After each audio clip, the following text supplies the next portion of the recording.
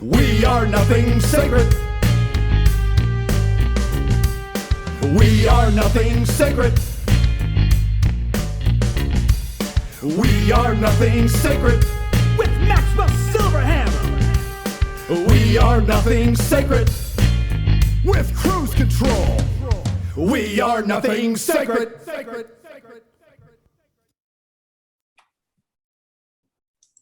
Oh, yes, bitches. Yes, bitches. This is the monthly Nothing Sacred Shrink Wrap for September 2022. I am Cruise Control. I'm Maxwell Silverhammer. And I'm Louie Loke. Damn what right. the hell was that? Was that a Russian accent? That was a Spanish Russian It's accent. a spushin, man. I don't do accents. I do voices because I'm terrible at accents. So I just call them voices. Doing a voice. Okay. That is Yeah, my man. voice. Was that your Charles Nichols from The Fugitive voice? Wow. Damn. Whoa. Shit, man. Mr. Richard Gimbal is not well. Mr. Richard's not well. You got the little roll. You got the roll, you know. Richard. So, you know, we didn't really have a topic, so we're just going to be topic hopping all night, which would be all right, I guess, right? Yeah. So, Heck yeah, for us ADHD people. Heck yeah. hell yeah. Well, actually, I had a few things, man. Like, one was some family stuff. Like, it's funny, man, how two people can be raised in the same house by the same parents, but have totally different personalities. You know what I mean? So it's kind of like my brother and I are way different. I mean, fuck, I like being alone. I like hanging out by myself, you know, where my brother, he just can't. He just needs people around all the time. Always has to have a girlfriend.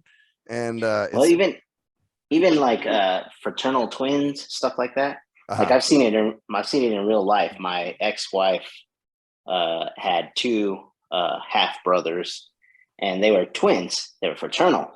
They acted totally different. One was kind of like into his grades and kind of getting things done. The other guy was fighting all the time, doing crazy stuff, got himself into some trouble, you know, that sort of thing. Well, it's interesting to note because a lot of that goes back to the whole nature versus nurture idea. In that I think it's kind of 50-50. I think that there's a lot that's just ingrained in you as a person from when you're born based upon, you know, your parents and genes and stuff like that. And then, of course, that's tempered and by your upbringing in your environment. But there's these people that are like extremists either way. I think it's kind of like a really even balance. I don't know, though, man, because, you know, if you're raised the same way by the same parents, it's just kind of interesting how you know, your personalities are so different. But they're not in some ways. Like I guarantee you, like, so you're seeing it from the inside out. But I know you both as brothers, so I can see the similarities between you two. Like you guys have things like for instance, if you look at me and my brothers, you can see the similarity between us. Kinda. You guys are all different too, though, man. Yeah, of course we're different, but there's a thread of environmental similarity. You know, that's the whole nature versus nurture thing. Yeah, you know? exactly. That's what he was just saying. Yeah. What do you think? Do you feel it's 50-50, or do you think it's more environment over genes? Oh boy. What do you feel? I think I did. Well, when it comes to personality, I think I swing on the side of nurture. Not too much though, like maybe like 60-40. You know what I mean? Yeah, it's not quite 50-50, but I don't think it's quite 50-50, but I think I know there's a genetic component for sure. I know there is certain things. Well, there's things that are hardwired to you from when you were young, before you can even, you know, like right. But that's even if it was hardwired, it would still be considered sort of nurture, right? Because you're raised by the same parents, kind of thing. You know, could be, but. You know, you guys went through, like, let's say you and your brother, you guys went through the divorce. Granted, he went through the divorce at a different time in his life than you did. Yeah, different age. There's some differences there. Absolutely, it does. Absolutely. You know, that's true. There's interesting. Huh. Yeah. Well, and two, I guess, you know, the age thing, like you were saying, you know, I was the firstborn, so I was used to being alone. Oh, yeah. You know, I didn't have a brother. I didn't. Yeah, I mean, it was at that time, you know, for a couple of years of my life. Yeah, there's a whole theory based on since we're doing shrink wrap, there's a whole theory based on like you know, birth order and that sort of a thing. If you ever wanted to look him up, his name is Your boy Alfred Adler. Oh, okay. I was gonna call him Albert, and I said that's not his name though. Oh, you're thinking of the. I was thinking of the other guy. What's his name? Albert. Albert Bandura. Bandura. Yeah. There you go. Yeah.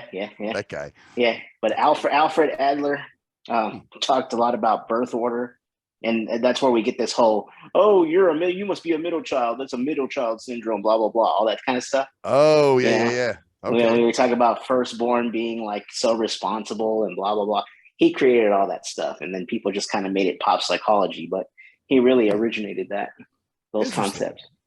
Wow, crazy shit, man.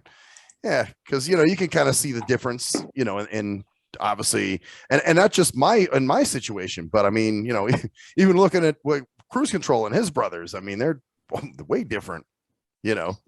Yeah, but I think the nurture side too is like having to do with whose friends you hung out with, right? Like you hung out with certain friends, your brother hung out with other friends.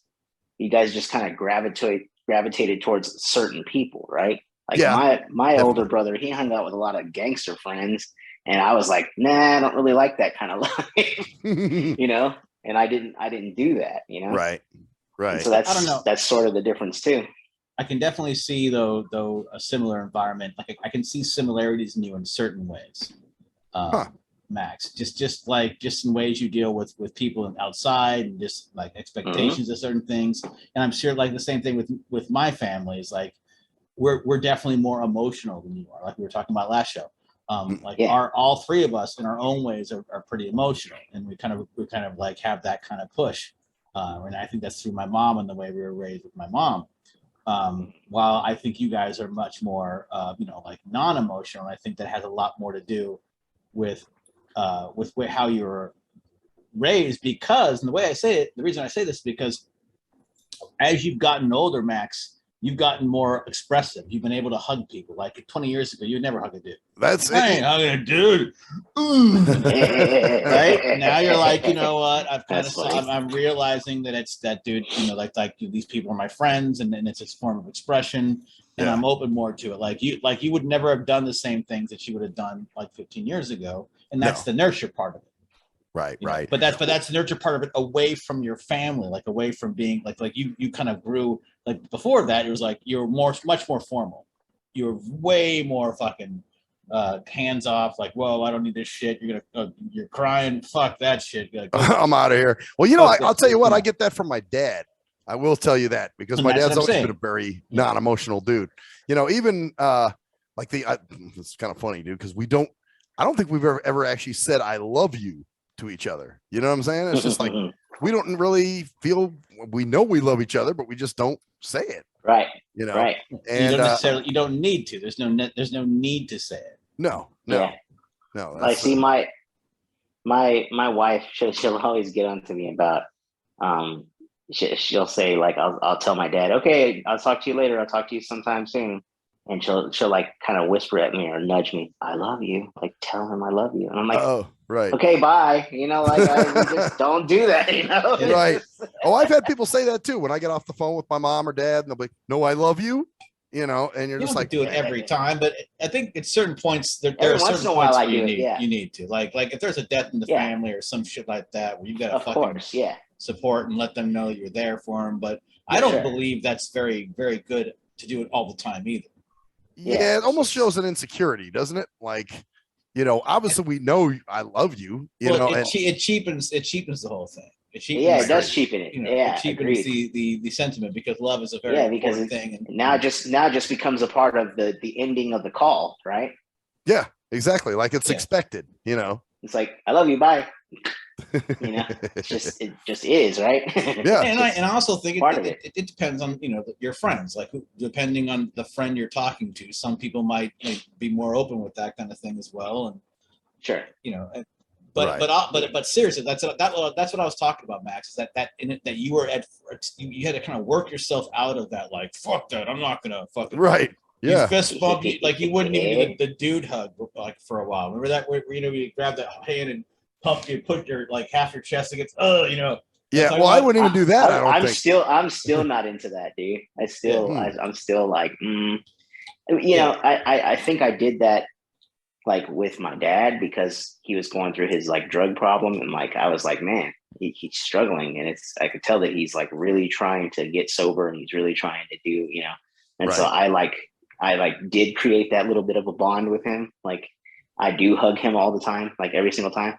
But like on a regular basis, it's like if somebody comes up to me, I'm usually like shaking their hand and like, and some of them are like, "Hey man, just give me a hug, bro," because you know I'm in church or something like that. I'm like, "All right, cool, whatever, you know, it's fine." Right? Yeah. This is actually an interesting subject too, because it's a societal thing. Like everyone's into the breast, show your emotions all the time, like, and I don't think there's anything wrong with not having to hug people or say that kind of stuff. But I think a lot of the pressure now is like, come on, man, what are you afraid of, man? You know, why don't you fucking let everyone know how you feel all the time? Yeah, like, no, man, wearing my heart on my sleeve kind of shit. Yeah. Like, no, man, and that's definitely prevalent in our culture right now. It's like emotion. Oh yeah. The reason why men are toxic is because they're not expressing their emotions. No, I think the reason why they're toxic is because they're going against their nature and expressing their emotions too much. Right. I do believe like because it's a pressure valve, but it's not allowing you to toughen up.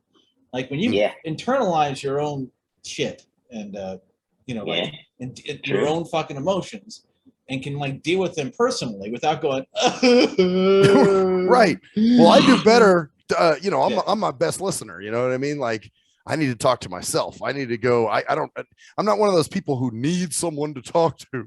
You know what I mean? That doesn't mean there's nothing against having people to talk to, but it's not a shoulder to cry on. It's people I'm not that dude, talk man. to and tell you to go. Okay, so since we're jumping around topic to topic, I was thinking about this. You know, when I was younger, talking about showing your emotions or whatever. Anytime something like abnormal would happen to me because of my blindness, I'd just go in the corner and just cry. Like, what the, I'd be like, why God, or why this, or why is it like this? Like, what the hell? And then I'd get over it and be done with it. Like, no one would know. And if they did see me, fine, whatever. I don't Hey, actually, you just bring up a good point, dude. I wonder if that's part of it too. Like, for me, as a blind person, we don't want people worrying about us. So we don't want someone to see us crying or upset. Right. You know what I mean? So we kind of tend to be like, oh man, let me go ahead and just deal with this on my own. And I don't want anyone to see me, so that might be, but not to be like a tough guy or anything, but I don't think I've cried in like 20 something years. And I have, but it's always been, which is really weird, man. It's kind of like, Now I'll tell you, I don't think I've cried in front of people in the last, say, I don't know, 10 years, maybe, you know what I mean? So that's just not me. I'm not that dude. I prefer to be by myself, me too. and deal with it, cry there, get that shit out of there. But man, I'm just not somebody who's going to just start crying in front of someone and I need to be held, none of that shit. Yeah. Me neither. Yep. Not my shit. I'm kind of like, I think part of the problem with me is that I'm a pressure valve. Like I get to the point where I haven't cried and I feel like I need to let some shit out. Right. And then at the inopportune moment, like at you're having a fucking couple brews or something like that. Right. Letting the floodgates out, and then also there you go. But that, like I said, but it's never like I'm never like sitting there going at home like I know people that cry at a drop of a fucking hat. Like, oh god, yes. Dudes that cry, and even chicks. Like, I can't stand chicks that cry at the drop of a hat because I don't think it's a sexual. I don't think it's a gender thing. I think it's a fucking it's an emotional control thing. Yeah. And usually when it happens with me, I'm fucking drunk or whatever. So I'm like, and I let the floodgates out. But I'm never like sitting there, like chilling at a fucking barbecue going. Like you know what I'm saying? Like right. Yeah, no. But a lot of people are. I wonder. They want you to be like that. I wonder if it's all kind of going back to the nature nurture thing. I wonder if it's all based on like what you've been through in your childhood. So like people who have had like an easy childhood where their parents have been together and they never argue, at least not in front of them. Like and the they, fucking you know, believe it's a beaver kind of family. yeah. The cleavers, right? The cleavers, right? If you're living in a cleaver family, then the minute something hits the fan, it's like, what? That's not supposed to happen. Oh yeah. You know what I mean? Yes, but, I can't deal. But if you've been through some shit like us, we've all been through some shit. Yeah, I can tell that we've all been through some stuff. And it's like, yeah, well, you know, it's one of those things where if something hits the fan, it's like, either you step away from the fan so it doesn't blast you in the face, you know what I'm saying? Right. Or you get a piece of it and you're just like, oh, all right, that hurt. But you know what? Roll with the punches, bro. Let's go. Yep. Yeah. No, you're right. It's kind of like we're kind of used to being able to, you know, it's emotional maturity is what the fuck it is, man. Because, you know, sometimes some people are just, it's like being a child, just reacting to shit, you know, or and our society just loves the reaction stuff. Like they even have reaction videos to stuff. Like you can go on YouTube now. Oh, and I've see seen people's reactions to other videos. Oh, and yeah. People, and they're getting millions of views. Like, I want to see this person's reaction to this video. It's like, what? Yep, But I've seen it's that like, too. It's like it's an emotional, like it's just all emotional. It's like emotional masturbation. Yeah, it's pretty much. It's well, I've seen, you know, like dad reacts. I think you created a new word there. Oh, it is, man. It's like just to blow that load, you know. You know. Yeah. No, you're right. I've seen those. I've seen those videos where blowing the emotional load. That's what it is. You know, but I've seen like, you know, dad reacts to Ice Cube, America's Most Wanted album. You know, like who the fuck wants to watch that? I don't give a shit. People love reaction videos. That's how fucking crazy we are. We like watching other people react to emotional shit. Wow. Yeah. Oh, okay. Well, hey, man, to each his own. Whatever tickles your pickle. But wow, man. Whatever tickles your pickle.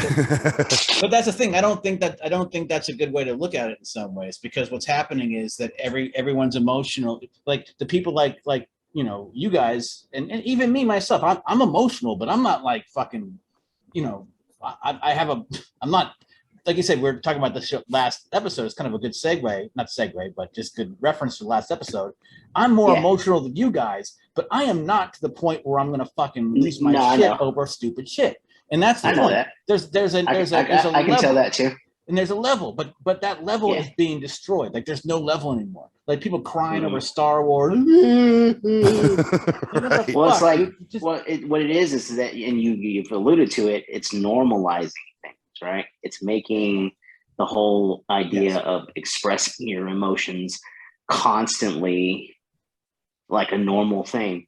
And even though I'm a mental health counselor and I encourage people to you know, just spit it out, man. But at the same time, there's a time and place, man.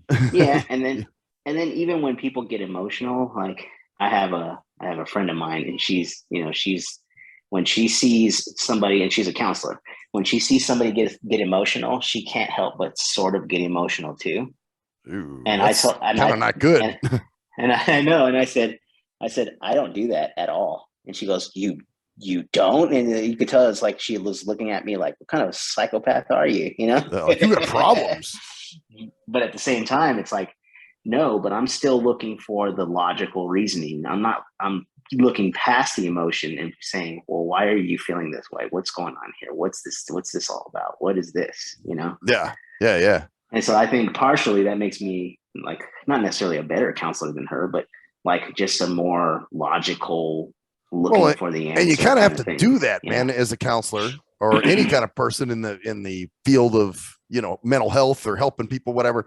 You got to be able to, and this is Cruise Control used to tell me, you know, like well, like with the suicide hotline, you know, Cruise Control used to say how I was able to sort of detach myself from the emotion, you know what I'm saying? So I could, you know, do what needed to be done, you know. And I think funny enough, you know, Ted Bundy, he used to work for the suicide hotline too. Oh, really? Oh, shit. Well, look it up. You'll sometimes the craziest motherfuckers make the best counselors, man. That's just kind of how it is, you know. Hannibal Lecter. No, he's not even real. Well, it's kind of like the, you know, the best, what what do you call it? The doctors make the worst patients. You know. So yeah. But yeah.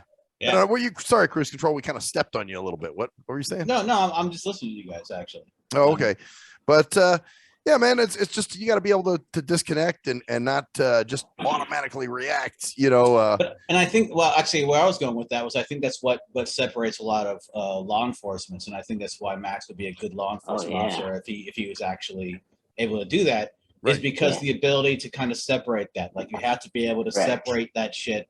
Because those are the people who are not going to be getting stressed out over every fucking thing that happens to them. Right. Or manipulated. Because people manipulate you with their tears and their emotional. Oh, yeah. That's another thing. It's a way to work, work people's, definitely manipulation. So, I mean, at least in that way. And that's why it's kind of funny. Like, but, in another, in the other way, it's like you're so helpful that it's interesting. Right. Yeah, well, that's anyways, that's a different argument, obviously. So. Subject. So. Well, it's just Well, we don't even have a topic, so let's go. Here's another one. Kind of still focusing on the family situation, but now due to that, our parents are getting older and starting to have certain issues. You know what I mean? You go, what the fuck? Like it kind of jars you a little bit. You're like, that's not supposed to, no, that's my mom, that's my dad, they're supposed to be strong, and it kind of fucks with you a little bit. Like, what, you're having this happening, you're doing what? So I'll give you a philosophical answer. Okay. That I learned of all places from the Twilight Zone. Oh, I love the Twilight Zone. I'm a big Twilight Zone buff, like the early old school ones. Oh, okay. And it says that one of the characters said, "Death is the great equalizer." And I'm like, man, that is so true. Like, the fact that we know that we're going to die, and your parents are strong. Your parents have always been strong throughout your life, but now, as they walk closer to the grave, the strength diminishes. The death is the great equalizer. It just fucks with you because you just you don't think you're like, no, that's not I think to happen. I think it fucks you for a different reason. I think it fucks you because that's where you're going. And that's where you're maybe I'll be there one day. No, you know what? It does fuck with me that oh shit, there's gonna be a point where death is inevitable or illness. Our only hope is like some crazy ass fucking cyber fucking future where we can download our brains in a fucking cell. Man, I actually, I'm down for that, dude. Yeah, I think it's cool. I'm okay. This is an interesting subject. Okay, immortality or the fear of dying. Like I will download my shit into anything. I'll keep going as long as I fucking can. I don't give a fuck. I'm not into that. Oh, I'm just gonna go. I'm not sure of what's happening later after the fucking after we die. Well, see, that's the shit. But I know that if I could fucking have a chance to keep going, hell yes. See, I'm the same way. Have you ever read Harry Potter? No, I haven't. I've read a little bit of Harry Potter. I'm a little bit, I was a fantasy reader a lot later than that, so I never really got into the series because it was too young adult for me. But so I'm gonna admit to the world that I'm a Potterhead. Oh, so, you're a Harry Potter guy. Fuck, I knew something wrong with you. Here's what I'll tell you. You might want to read like the 6th and the 7th book, because that's really what it's all about. Is if you know anything about Harry Potter, Voldemort is like he's like the evil guy. He's like he's the bad guy. Harry's the main guy. Yeah, the main guy. I know. Right. So, in the 6th and 7th books, Voldemort tries his best to cling to immortality. Like that was his whole goal. Well, you know what I think of, and you guys might have read this book as kids, is Tuck Everlasting. Never heard of it. Shit? Where there's like this underground spring that these people drink out of, and then they become they don't Fountain age. of Youth or something. Yeah, exactly, and they stay young forever. So like Cocoon, the movie Cocoon. Yeah, pretty much. Yep. But see, here's the thing. Now, of course, that is a possibility, but that doesn't mean you have to like go beyond your moral compass to get that, immortality. Like I'm not gonna See, all right. Well, I'm going to live Voldemort forever. didn't have a moral compass, so he didn't give a crap. It's not like I'm going to go, all right, well, to stay alive for the next 100 years, I'm going to have to sacrifice 5 children. Right. Oh, well, Yeah. you know, it's just what progress is about. You No, but if Well, you can, that's the thing. So that's the thing. So you'll probably never read the book. So I'll just kind of give you spoilers. okay. That's what he has. That's what he has to do. He has to murder people in order to create containers where he can store his soul. Yeah. Oh, okay. It's a sacrifice. Yeah. So he has to murder a bunch of people to do it. Yeah. See, I'm just talking about some Terminator shit. How he's able to regenerate and repair himself. You know what I mean? I mean, that's, that would be that. cool. Honestly, would love that. But I know, like my brother, he's totally no, that's crazy. And why would you, And I'm just like, man, dude, I want to live. You know what I'm saying? I do. I want to be immortal. I do. I'm kind of in the same way. I mean, I'm kind of the same. If it's possible to live longer in that kind of way, why the fuck not? Yeah. And you'll have quality of life. It's not like you're going to be, I'm going to lay in the fucking nursing home for another 20 years. I just can't see God going, I'm sorry, you could have gone here once, but you have no chance to get here again. If there is a God or whatever, like you would go, oh, fuck it. If you want to stay down there, I don't know what the hell is your problem. Up here, we got you're fucking all the time. You're getting, you're doing what the hell you want. Well, you want to stay down there. If you want to stay in that shithole, that's fine with me. I don't care. Whenever you're ready to come up to the real world, you can fucking come up here. Hey, that's the other thing, man. When I do die, I'm not interested. Louie's gonna love this shit. I'm not interested in going to heaven or any of that crap. I want to come back as a ghost. I want to haunt some shit. Seriously, you want to haunt some shit. I do, man. I want to be a ghost. I want to be here on Earth. You're like, God's like, I will give you everlasting light. You're like, nah, man, I want to scare the fuck out of these motherfuckers. Yeah, I want to knock shit off. No. Throw things across the room. Maxwell, you can come up here and have anything you want. Nah, I want to fuck with these motherfuckers at my house. This is my fucking condo. Anybody who lives in this motherfucker's gonna have to deal with me. Hey, I might be a helpful Maxwell, ghost though, too, man. You can come up here and be an angel and help other people. Nah, I want to fuck with the guy who comes in here and tries to change. Tries to move shit around. Change fucks up my shit. He fucks up my furniture. Like, this motherfucker came in and you removed my security doors, you asshole. All right. What is the best way to mess with a blind guy? Move around the furniture. Move the furniture around. Yep. What's the best way to piss off a blind ghost? Is to move around the furniture. Now the blind ghost will move it back. The blind ghost will just move it back to where it was. Oh man, put the shit back, dude. That'd be fucking crazy. Like he comes back, he comes in the next day and it's the old furniture. He changes the furniture because like, put my couch back, fucker. How the fuck this old shit is? It's the haunting of Maxwell. That may happen, dude. I'm telling Maxwell, you. Don't Maxwell T. Silverhammer. All of a sudden, he's like sitting there. He's like trying to move shit around. And he hears that ding, ding, like, ding, ding. That's the bang bang of the Silverhammer. Oh, the bang bang, Maxwell Silverhammer. Gotcha. Coming soon from 20th Century Fox Theater. It's the new horror movie, The Ghost of a Blind Man, dude. Maxwell Silverhammer. And that's the other thing, dude. If it's a chick that's living in here, if I find her hot, I could fuck her and she wouldn't know it. The entity. The entity. Is that it? Oh yeah. Yeah, I remember that movie. Yep. I'll give her my genus, man, my ghost penis. Maxwell.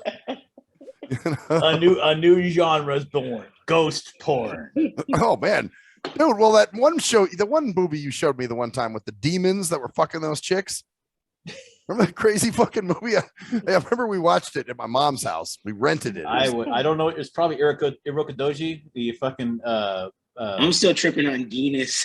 Oh, Guinness? It's early 90s hentai. Yeah, something like that, dude. I just remember you're like, dude, this is some funny shit, man. These demons are fucking. How do you spell it? Ghenis. You got it. Yeah, Guinness. It's my Guinness. My ghost penis. All right, I'll be back. Keep going, guys. I'll be back in a second. Talking about Guinnesses.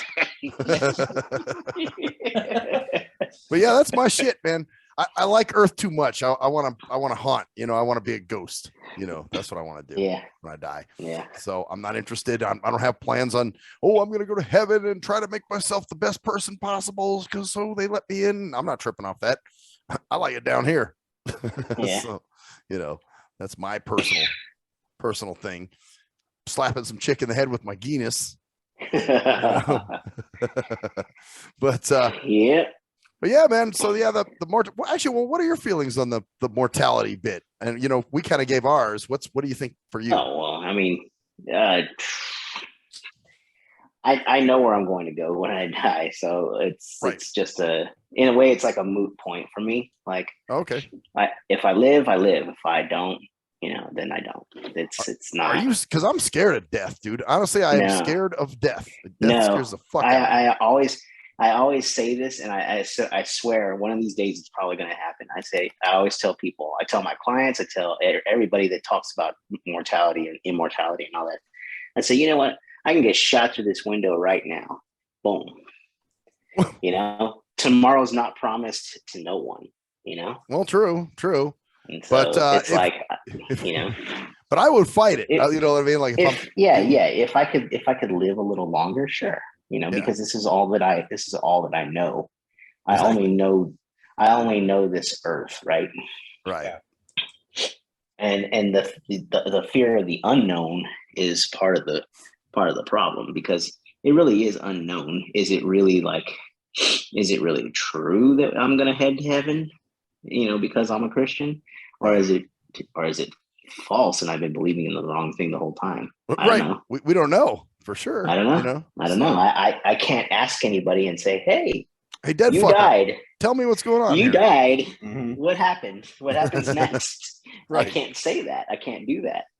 So yeah, you know, of course there's a little bit of fear of the unknown, but at the same time, it's like I feel like I know, you know, what I believe. Spirit in the sky. With the spirit in the sky.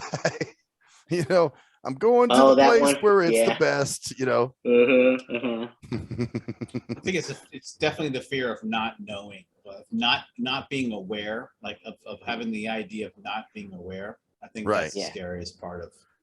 Well, too, I also have this fear, like, if something happens to me and nobody knows, you know, they're like, man, I haven't heard from Max in a few days, man. What the fuck? And, you know, so it's like, you know, what would they do if they can't find me or can't get a hold of me? And they're freaking out. Him and his Guinness want to come back to haunt so that they'll actually know. Yeah, so I can actually tell everybody what's going on. Guinness. I'm a Guinness. A genius, a ghost. Oh, wow. Genius with my Guinness. So ghost busload. Ghost busloads. Ghost busloads. There's something strange, and it's got some wood. Who are you gonna say? Who are you gonna call? Ghost busloads. When it's on your face. You know it should.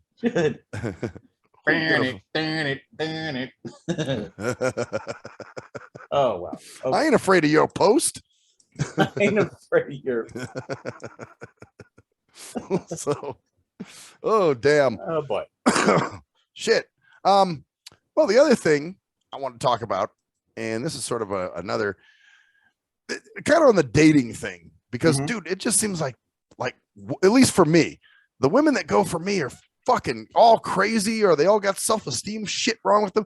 And I'm like, how do I attract these kind of people? Like, what the fuck am I? You know, I don't try to do it, you know. I have a different idea of what I want, and I don't get what I want. You know what I mean? You go to this because you go to the same places all the time. You think that's what it is? Well, yeah. There's something to it. That's actually a very good point. Where do you actually meet these girls? At the bar, right? No. Well, I've met a few at the bar. Yeah, I have. But I don't see. That's the thing. I don't go there to meet girls. That's not my thing, man. I know you don't. But that's not the point. But where are you at when these people come up to you when you're actually being interacted with? A lot of times at that place. I've met a lot of people in different situations, though, man. Just over the years, you know that. I mean, just sure. Well, that's because. Well, I'll just be honest with you. It's going to sound fucked up.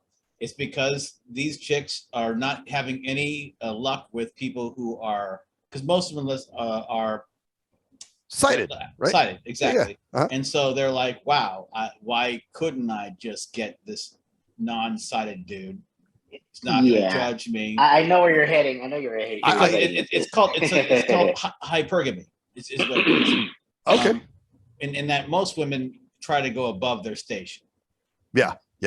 So why is it so then the other ones obviously with you, it's almost like, wow, I can almost like help this person at the same time. Like right. Like I could be his eyes or some maybe I'm wrong shit. with that. Oh no. And listen, that's been my theory for a while, but I'm glad somebody finally confirmed it. You know what I mean? And the reality is that, I mean, if you want to just throw it out there, us blind guys really don't go for like the hottest chicks. You know, don't give a shit. No, you have no idea. We don't care about that. Like, you could have something wrong with your face, and we wouldn't freaking know. Yeah. Exactly. Unless you told us, unless you pointed it out to us, and just been like, yeah, there's like I got scars all over my freaking face. But okay, now I don't like, even want to. I don't even know if I want to be seen with you. Yeah. Okay, fine. You know. Right. Well, but we're not like that at all. That doesn't even. But but here's the other side of this. Now there have been women that I've been really into that are just not into me. You know what I mean? They're just like, I'm just not digging. So I wonder if the ones I go for tend to be the very independent type women, and I wonder if they see me like as like, oh shit, he's gonna be a liability, or he's gonna be possibly. Well, there's something called hypergamy. I think we talked about hypergamy. This is a good word. All right, I gotta. Which is the idea of dating up. Like even women who are making 6 figures a year will still tend toward going toward dudes, the millionaire, who make more than they do. They will not go down. They don't go down. Yeah. Like dudes will go down. Like dudes will be like, oh man, this girl is fucking awesome. I don't give a shit. There's a what's it called? McDonald's and she's fucking. There's a comic. There's a comic that says. Yeah, girls, they fuck up or they fuck sideways. Like, in other words, they'll go with like let's say the 6-figure. She's a 6-figure earner. They'll go with another 6-figure earner. Right. Yeah, they'll be okay with that, but they would prefer probably to go up. Like. Well, see, and I don't go for that. I'm not like, oh, yo, man. I know you don't. Because you don't. That's the thing. That's what I'm talking about by hypergamy.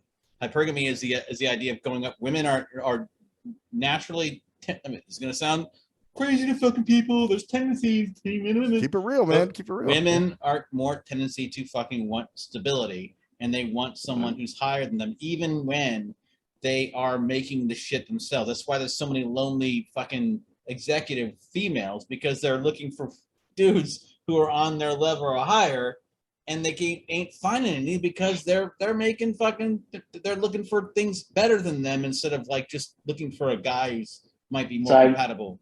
I've never heard of hypergamy. I haven't either. I have heard of the it's kind of like the theory of like. It's like an evolutionary psychology, which is basically the same thing. It's basically that women very significant. that women are looking for somebody who has a stable income, a stable life, a stable everything, because they want to make babies that are strong and stable and have. And I dig that, but I'm a stable guy. I mean, I've had the same job for 16 years. Yeah, but you're not going to protect her when you're walking down an alleyway in the dark. Got you. Okay, so sure? that's. Well, I mean, you may, but that's the point. Is that he's Maxwell T. Silverhammer. Yeah, but my point is that especially when he's a ghost, man. Yeah, if I'm a ghost, shit, I'll be immortal. If you kill him in the alleyway, he'll just come back like right away. Hunt your punk ass. So, but no, I see what you're saying. They see me as a step below, which I kind of figured. You know what I mean?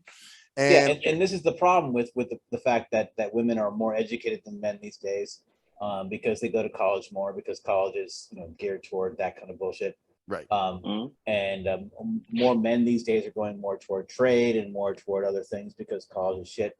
Right. But like hypergamy it's HYPRGAMY. It means the action of marrying or forming a sexual relationship with a person of superior sociological or educational background. That's fine. And there's a reason why this happens with women is because they want to have why wouldn't they? You know, like it used to be. I think what Max is trying to do though is trying to find out, well, how do I attract the more. Well, yeah, it's like the ones I am attracted to. The one he is attracted to. Because right? I mean, like you know me, I'm not going for some chick making 6 figures or whatever. I'm just like, I go for chicks that, you know. But here's how you do it. Maybe and it kind of may sound strange, but maybe you attend more classy events. Maybe you, you know. Again, I'm not looking not for saying the anything about the bar. Not saying anything about the bar, but I think it's probably one of the worst places to meet chicks because they are all. But see, you know what? Not even like there are some classy women that I'm not turned on by for whatever. You know, it's like, damn, bitch, you're too clean cut. You know, where matter of fact, that there's been some women that I've been really into. You know, that really they were if anything, they were kind of, I guess, if you want to put a hierarchy on it. They were kind of below me in that sense. You know what I'm saying? They're kind of between jobs and they're kind of, and I'm just like, why the fuck isn't this chick going for me? What the fuck, man? I'm way more stable than she is. So, well, there is definitely a shift going on here. And if you watch a lot of videos, it's because obviously you're dealing with mostly sighted chicks. You know, you're not dealing with. I mean, I go for blind. Bro, I had a crazy fucking blind chick recently. Yeah, I know. Yeah. Either way, the point is that either way, the idea is that with the rise of social media and the desperation of dudes to fuck, 5s can actually get higher. Like 5 females think they're 8s, like 10s. Like there's a because of the responses they're getting, because they're getting responses. Like I don't give a fuck if you're like a chick on Tinder who's like ugly as shit, and you're I guess quote unquote a 3. Like I hate the idea of like, but my point is putting rank, But my point is just you're not that attractive, and you're like, hey, fuck me. You're gonna get a shit ton of responses, and you're gonna think your shit is better than it is because on those things, people are just want to fucking body count, man. They want the fucking I fuck 5 people, I fuck 10 people, and the fact they got dudes hitting on them. Right, that makes them think that they're way better than exactly. So therefore, they but guys don't have that issue. Guys can one of my favorite 10s. Yeah, one of my favorite comedians said, "I have never fucked a 10." Oh, it's George Carlin, by the way. If anybody knows anything about George Carlin. He goes, "I've never fucked a 10. But one day I fucked 5 2s." Well, there you go. Yeah. You're stupid, bro. Yeah, like, but that's the whole point. Like, but even then, it's like these girls think that they're better looking than, like, there are girls who are like, all right, you're cute, that think they're fucking dime pieces. Yeah, like, oh, okay. Yeah. And then the whole point is, of course, that it goes down to the looks of the person and not anything else. It's so superficial. I couldn't imagine going out in the dating pool today. Like, I don't even fucking. Oh, I know. I'm telling you, I stay away from it now. I don't even. We're left behind, Max, because we're in our 40s. We're completely like. But the thing is, the 40-year-olds are adopting this kind of shit as their dating pattern. Oh yeah. And it's like, God, fuck that, dude. Fuck that, dude. Like, fuck that noise. Fucking like swiping left and swiping right on fucking. Like, ooh, you give me a swipe right. Oh, wow, you've got a nice looking picture, and you make 100,000 a year. Swipe it. Yeah, fuck all that, dude. I'm not even on any dating sites anymore. You know what I mean? I'm just like, no, I'm cool. I'm good. But I mean, here's the deal: if you're not finding the girls that you're looking for, and and you're not getting the girls that would actually like, you're getting the low self-esteem chicks, and then you're getting the chicks that don't like you, but you like them. Right. Try different places, maybe. Try different. I'm just done, man. I like I said, I'm done with dating. I just go to the stuff I want to go to. Well, that's what I'm saying, though. But I'm saying, like, if the whole idea is that you want to meet new people because maybe you're just meeting the same old people. Yeah. Just go to different things. And not necessarily looking for anybody or whatever, but they'll eventually fall into your lap. Right. It's just one of those weird things. Well, It's or like, two, when you're out there trying to meet people, purposefully meet people, whoever it is. right. Because I was doing that for a while too, where I was going to a lot of meetup groups and all kinds of other shit. And I'm just Yeah. man, I'm just meeting more crap, like, fuck, dude. Right. I'm so now it's to the point where I'm just like, let me just do what makes me happy. And, Correct. if it's something that interests me, then I'll check it out. But Exactly. I don't go with the intentions of anything, like, oh, I'm going to meet this person today. Right. No. So, if they come along, great. You can't do that. You can't do that. Exactly. Yeah. You gotta have your mindset is good when it comes to that. Like, honestly, every single time that I've found a girl is because I wasn't even looking for them. Yeah. Not even thinking about it. Like, I was just doing my thing, and all of a sudden a girl comes up to me and is like, "Hey, how's it going?" And I'm like, "What? Whoa, what? Well, yeah. All right. Or I guess you we're meet doing somebody, this now. you just happen to meet, they just come across. No, I know what you're saying, because I have the same thing with me where, I wasn't intending on anything, but here comes this person, and even the ones that weren't into me, the fact that here it was, I start digging somebody. I'm like, I wasn't coming in here for that shit, Right. So, Exactly. but I think that also a part of it is you just have to be happy to just not worry about it too much. Not like, because everything in society is telling you that if you're not with somebody, then you're worthless or some bullshit. Oh, that's true. And then that's at definitely a certain true. point, you have to go, listen, I'm alone, because I'm cool with it, because I'm not going to settle just to get with somebody, because it's really, really a hard pressure. I was telling one of my clients, there is something like, I'm with somebody. I'm with someone. And you're fucking miserable. Yeah. Fucking miserable. Yeah. Oh, if you're miserable, then but socially you're not. So it almost like cultivates itself in like an abusive relationship, because socially you're like, I'm with somebody. Yeah, I'm not. I have to worry about that. So like that stresses off. But there's so many other stresses with it because you're with a terrible person. Right. So it's like the trade-off is you're either single and going, wow, the pressure of society is telling me that I'm not doing something right because I'm not with somebody. Like, do you see what I'm talking about? Like the trade-off there? Oh yeah. You ever heard of Bill Burr? Oh yeah, comedian Bill Burr. Oh yeah, he's great. So he talks about how he's like, because he eventually got married, but he got married pretty late, like 45, something like that. Oh, okay. And so when he was like in his 40s, even his early 40s, he was talking about, I'm thinking I got to do something soon. I'm going to be one of those guys that's like just out on the street, just like, whatever, man, whatever, I don't care. And then he's like, but I don't know if I want to do it. He's like, here's the line where you can lose half your shit if you get a divorce. Right. Well, like, everybody's in line though. I'm getting a little bit closer now. Somebody just dropped out. Well, that's it. It's a little bit closer. And like he was talking about, funny, I better do something now. Like there's this push. Cruise control's talking there about. Is. There is. And but at the same time, be happy with yourself, and you'll find the person that's going to be happy with you too. Right. Or maybe not. Just be happy with yourself. Or maybe not. Just be happy. Not. Exactly. Like if you go into it like, I'm going to be happy with myself in hopes of getting a girl of my dreams. No. Oh yeah. No. Don't do it. Don't do it for that reason. No. Yeah. Don't No. Just be happy with what you're doing, and hey, if somebody can compliment you well, cool. If not, then fuck cool. It. You're a solo act. Yeah. You know what I mean? Well, what's funny is that I told my client the other day, I said, I think I'm the exception to the rule. And he's like, how so? And I said, because, the statistics say that, almost 50% of marriages get into divorce.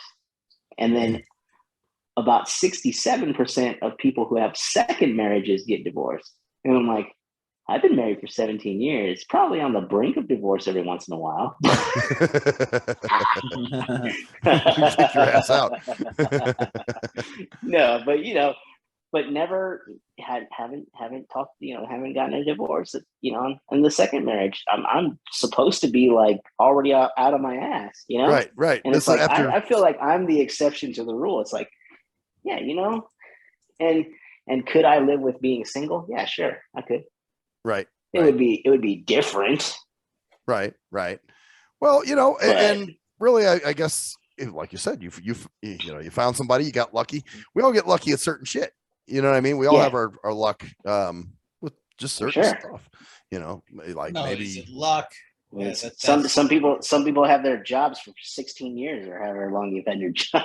well, yeah, like my ass, exactly. But yet I can't get a woman to save my life. But you know what I'm saying? Well, actually, I can get a woman, but they're all fucking crazy, so they got issues. So yeah, dude, that's kind of how that goes. Well, I don't know. I think you should actually kind of give yourself a little bit of fucking credit for the fact that you can get women. Like, Oh, but I they're can. just- I should have. No, but because there are a lot of fucking dudes who can't get shit.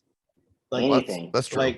Like at all. And there's like, oh, I can't get any. Like you're like, well, I'm just not choosing to take these women. Right. So in other words, Right. you're way above a lot of other people who just can't get anything.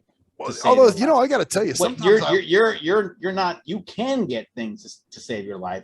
You choose not to. That's Right. the difference. well, that's like- but you know what? It's almost like I almost wish that I didn't attract women, because then that way I could be like, all right, No, that's You know. bullshit. That's bullshit. You're lying to yourself. Come on, dude. You can take the fucking fruit from the low branches of the tree. You're choosing not to because you don't want to get in that bullshit because you know what's going to bring to you. well, exactly. Right. But that's it. But That's you almost have like, the choice to fucking take the fruit. There's people that don't have a choice. but if I don't, but you know what? If I knew, like, okay, I just can't attract women, I think I would accept that after a while. I'd be like, okay, well, fuck, that's just me. That's just what it is, but I think no.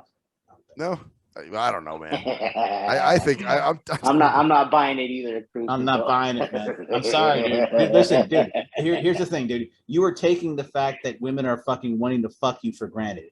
There are fucking billions of people in your fucking age group who would die for the fact that there are women that want to. You're like, oh well, these women want to screw me. I just don't want to fuck them. yeah, Dude, I'm just I'm not telling into you, it. you're out of you. I'm telling you. I just attract. That's the problem. I attract the wrong women, and it bothers me. It's like, fuck. But dude, You they're because but other people would say they're just women. Like, oh, they're women, sure. Like you're like discriminating. You have the ability to discriminate. Do you understand? As a Right. dude, you're like discriminating against. Well, I don't want these women, so I'm not going to take them. Oh, dude, I've gotten shit for that too. Okay, Mac Daddy. And that's the You know, point. You so shouldn't because you're fucking living. My point is that you are you're healthy. Yeah. Because you're like, fuck it, I'm not going to satisfy myself with women that I don't want to get involved with. But Yeah, dudes, hell no. I guarantee you, man, other dudes would just be like, there's a chick there, she's breathing, she wants to fuck, let's go. Right. Yeah. Right. There's those Right. kind And you might have been there 10 years ago, probably. of, I probably was. Well, I knew I could attract women, but I just Yes. I was definitely there whatever showed about. me I interest. was definitely there about 23 years ago. Yeah. Well, it's like whatever shows me interest, it's pussy, Right. So, Right. where now I'm like, nah. It's just like they're all the wrong chicks. I'm like, fuck, man. Yeah, like now, like I said, like 10 years ago, you would have fucked. Oh, they would have fucked me. You would have fucked all of them, and then you would have had like 5 different relationships going on at once, and you would have been brain dead, like listening to shit. Or possible babies. Yeah. Oh, like, yeah, you don't even know. well, not anymore. Not after my vasectomy, but Yay. so I did get smart with that. move. But I think the point is that you've learned from your previous bullshit. Anyway, Oh, I think so. what else we got? I think we're fucking. I think that's pretty much. I mean, unless you guys have anything, I'm good. No, man. I think I we've done got a puked lot up of everything everything, I needed that to I puke wanted to talk about with what you were talking about. All right, cool. What Sounds about good. you? What about you, I'm Mr. good. Lou? You good? I'm good. I'm good. Well, I guess we. I were mean, gonna- we didn't have a topic, so I was just like, we'll just throw some stuff out there. Yeah, but we had. Some, I I, think thought we I- had some good topics tonight without a topic. I think it was great. So I think we ought to do this again. Yeah, Next I time. think, I think it sucked ass. It was horrible, and I never want to do it again. It was the worst night of my life. No, actually, Yeah, right. everything's actually great shit, guys. So as we Oh, yeah. always do, let's end this. This has been the Nothing Sacred Shrink Wrap for September 2022. I am Cruise Control. and I'm Maxwell Silverheimer. And I'm Louie Loke, and I have no R in my name. Look, and and that's that's the story story. there. Later.